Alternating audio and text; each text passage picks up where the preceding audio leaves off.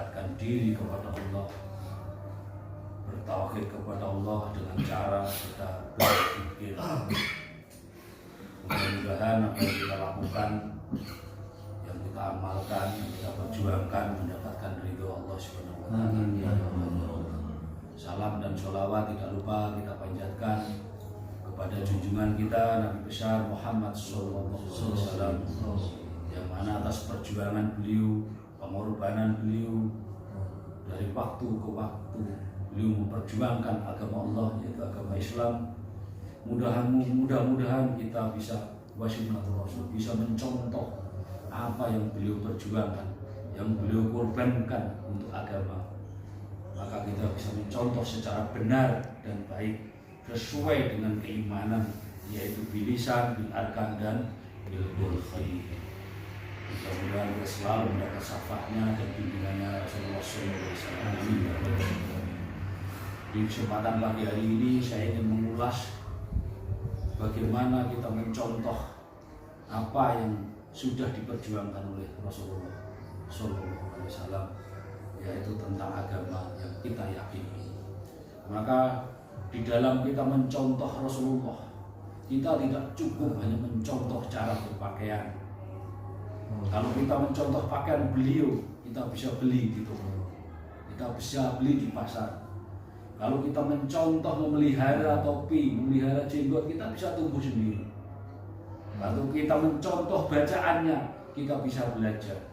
Tapi kalau kita mencontoh akhlaknya beliau, itu tidak bisa beli di toko, tidak ada bukunya, tapi itu ada di dalam akhlaknya Rasulullah SAW. Disitulah yang harus kita pahami, kita renungkan, kita tafakuri. Allah memberikan akal dan pikiran kepada manusia untuk mentafakuri ilmu, pengetahuan, agama, hukum dan sifat-sifat Allah. Itu harus kita tafakur. Kalau tidak kita tafakuri, kita hanya bisa membaca, tahu kalimatnya, tapi tidak akan pernah tahu apa isinya, bagaimana cara melakukannya, terus apa manfaatnya, itu tidak akan pernah tahu. Kalau kita dengan membaca merasa banyak pahala, kita dengan membaca merasa baik, tapi kebaikan bukan di dalam kalimat kita, tapi kebaikan ada di dalam bil arkan kita, di dalam tindakan kita. Maka di situ ada iman bilisan, bil arkan dan bil qalbi. Itu rangkaian iman yang tidak bisa dipisahkan. Kalau kita hanya mampu membaca, apakah itu bisa dikatakan kita beriman? Belum. Tapi itu bagian daripada kita beriman. Maka iman kita harus kita sempurnakan. Bagaimana menyempurnakan iman? Apa yang sudah kita baca harus kita jalani. Bagaimana cara menjalani perintah-perintahnya Allah? Bagaimana cara menjalani apa yang sudah diajarkan Rasulullah? Itu perlu kita tafakur. Kita pikirkan sejenak apa tujuan dan maksud ayat-ayat yang tertulis di dalam Al-Quran itu. Itu harus kita pahami betul dan benar supaya kita mampu mengaplikasikan di dalam kehidupan nyata untuk hablu minannas dan hablu minallah, supaya mendapatkan ridho dan mendapatkan manfaat, mendapatkan barokah, mendapatkan pahala. Pahala adalah sebuah kebaikan. Kalau kita membaca Bismillahirrahmanirrahim, kita mendapatkan pahala. Ukuran pahala bukan apa yang kita makan, ukuran pahala bukan apa yang kita minum, ukuran pahala bukan materi, bukan jabatan. Tapi di dalam bacaan Bismillahirrahmanirrahim adalah isinya adalah sifat Allah yang maha kasih dan maha sayang. Kalau kita sudah mengamalkan bacaan itu dengan baik dan benar, maka pahalanya adalah kedamaian, pahalanya adalah kasih, pahalanya adalah sayang dari sifat Allah yang terdapat di dalam bacaan Bismillahirrahmanirrahim. Berarti seseorang itu kalau sudah mengamalkan bacaan itu di dalam jiwanya, di dalam perasaannya, di dalam akal pikirannya, di dalam tindakannya penuh kasih sayang. Karena setiap saat Bismillahirrahmanirrahim. Bismillahirrahmanirrahim jangan digunakan hanya mau makan, digunakan mau minum, digunakan mau kerja. Tapi bagaimana itu diaplikasikan di dalam jiwa? di dalam rasa, di dalam akal pikiran kita selalu bersandar kepada Allah. Itu ayat digunakan untuk hablu minallah. Hubungan kita kepada Allah menggunakan Al-Quran. Hubungan kita kepada manusia juga menggunakan Al-Quran. Bagaimana cara menggunakan bismillah? Mau makan sate kita enak baca bismillah. Tapi bagaimana kita berhubungan kepada seseorang ketika seseorang itu membenci kita? Apakah kita bisa membaca bismillahirrahmanirrahim? Itu harus kita tafakuri. Kita tidak boleh memiliki prasangka yang bukan Al-Quran. Itu yang diajarkan oleh Rasulullah. Itu memang tidak mudah. Maka kita dibekali akal dan pikiran, suruh memikirkan ayat-ayat Allah yang sudah diberikan kepada kita, yang sudah dicontohkan dan diperjuangkan oleh Rasul-Rasul kita, yang sudah dicontohkan dan diperjuangkan oleh para leluhur kita, para khalifah, para wali, para syekh, para ulama, para kiai, para ustadz yang memperjuangkan agama Allah. Itu wajib kita contoh, wajib kita jadikan. Kalau yang tidak memperjuangkan kebaikan, kebenaran, sifat dan hukum Allah, ya jangan dicontoh. Biarpun bilisan, biarpun bacaannya benar. Karena iman itu terangkai dari 3 hal, yaitu bilisan, bil arkan dan bil qalbi. Yang dikatakan manusia itu bukan tangan saja. Apakah ini tangan ini bukan manusia? Iya, ini tangan bagian daripada kelengkapan manusia. Tapi yang dinamakan manusia adalah kelengkapan, kesempurnaan. Islam adalah kesempurnaan. Di mana letak kesempurnaan Islam? Kita harus tahu. Jangan merasa sempurna tapi kita mencela. Jangan merasa sempurna tapi kita menghujat. Kita mengafirkan, menyalahkan tanpa ilmu dan pengetahuan. Bagaimana orang yang salah bisa berubah menjadi baik dan benar kalau tidak kita berikan kesempurnaan Islam?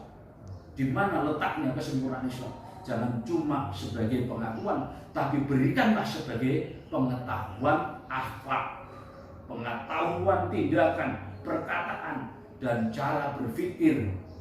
Itu yang harus kita amalkan. Apa yang kita wasinatul Rasul itu apa? Yang pertama kali kita contoh dari sosoknya seorang Rasul apa? Akhlaknya. Cara berpikirnya Rasul.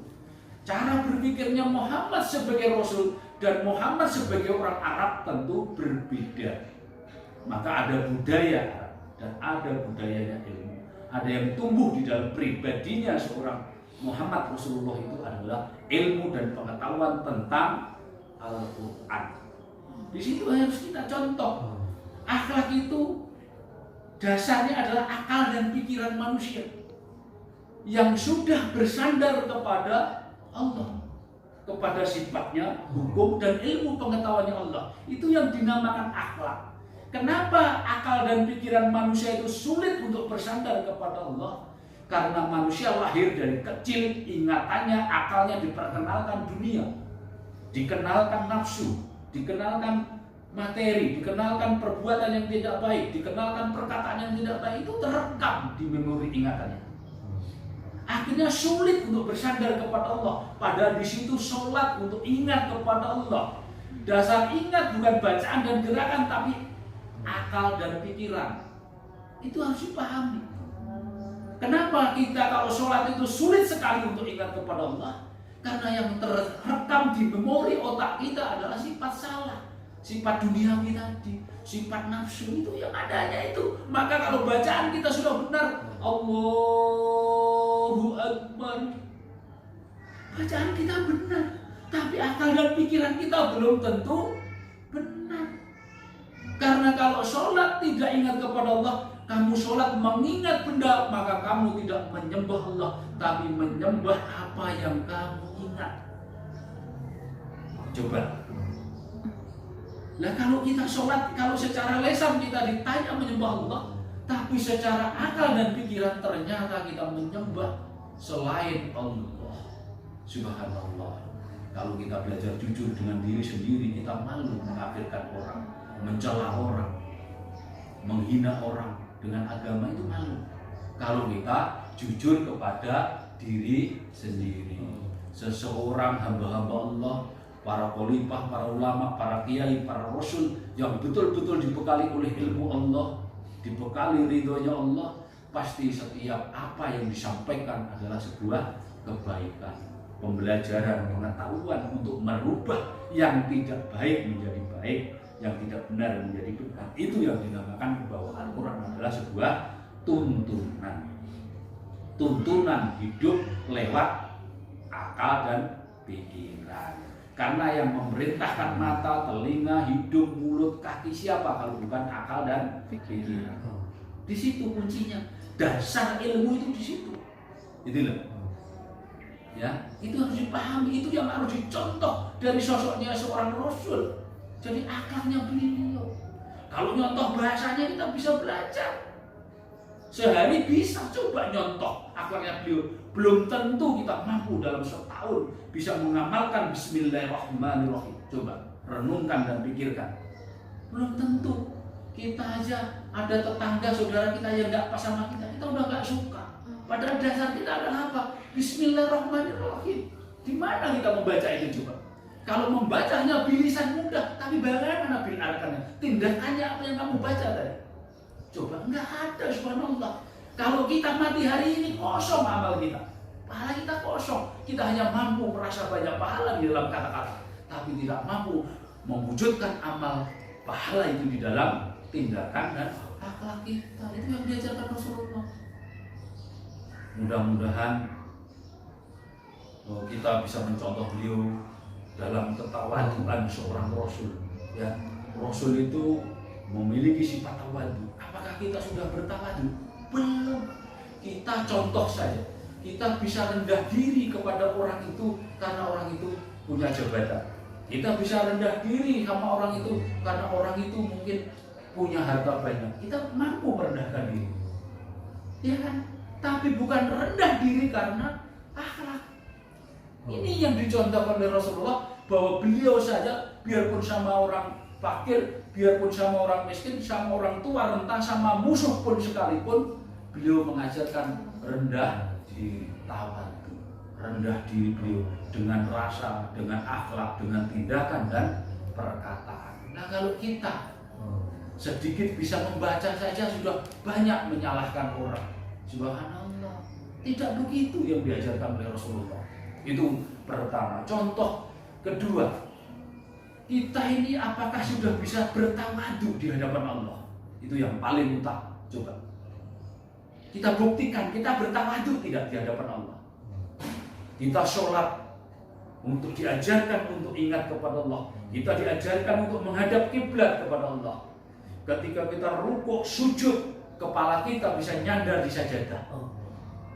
Tandanya orang itu rendah di hadapan Allah, tawadu. Tapi akal pikiran kita apakah bisa bertawadu kepada Allah? Ternyata akal pikiran kita gentayangan. Subhanallah, apa Allah tidak mengetahui? Pasti tahu. Kita di hadapan Allah saja sulit untuk bertawadu. Subhanallah. Maka disitulah diberi dasar Al-Quran, bahwa sholat dasarnya ingat kepada Allah. Dasar ingat adalah akal dan pikiran. Maka kalau kepala kita sujud di sajadah, maka akal pikiran kita harus lidzikri, harus ingat kepada Allah supaya kita rendah di hadapan Allah Subhanahu wa ta'ala. Kalau akal pikiran kita selalu berzikir kepada Allah, maka akal pikiran akan dituntun oleh sifat-sifatnya Allah, dituntun oleh ilmunya Allah, dituntun hukumnya Allah, dituntun pengetahuannya Allah. Maka kita mampu mengaplikasikan di dalam tindakan yang nyata. Itu yang diajarkan oleh Rasulullah. Rasulullah tidak pernah mengajarkan mencaci, memaki, tidak pernah. Nggak ada ayat yang mana mengajarkan Rasulullah mencela, tidak ada. Tidak ada. Semua yang dicontohkan oleh Rasulullah adalah sifat-sifat Allah, sifat hukum, ilmu dan pengetahuannya Allah. Mudah-mudahan sedikit yang kita bisa ulas, karena terbatas dengan waktu, kita harus melaksanakan ibadah sholat Jumat. Mudah-mudahan apa yang kita pahami di kesempatan pagi hari ini di dalam majelis zikir rahmatan lil alamin, semoga Allah ridho, Rasulullah memberikan syafaat dan tuntunannya, hidayahnya, amin ya Allah ya rabbal alamin, dan bisa menambah keimanan, ketakwaan, kesabaran dan keikhlasan kita di dalam bertauhid, di dalam berjihad untuk menegakkan agama Allah, memperjuangkan agama Allah, semoga selalu dengan jalan-jalan yang diridhoi oleh Allah Subhanahu wa taala. Amin ya Allah ya Rabbal alamin. Apabila suatu perkataan, tindakan yang salah, saya mohon maaf lahir dan batin, itu milik saya. Saya tentu sebagai manusia banyak salah dan dosa, banyak khilaf dan lalai. Mudah-mudahan kita bisa saling memaafkan. Semua kebaikan dan kebenaran semoga itu menjadi manfaat kita, karena semua kebaikan dan kebenaran itu adalah miliknya Allah Subhanahu wa taala. Amin ya Allah ya Rabbal alamin. Assalamualaikum warahmatullahi wabarakatuh.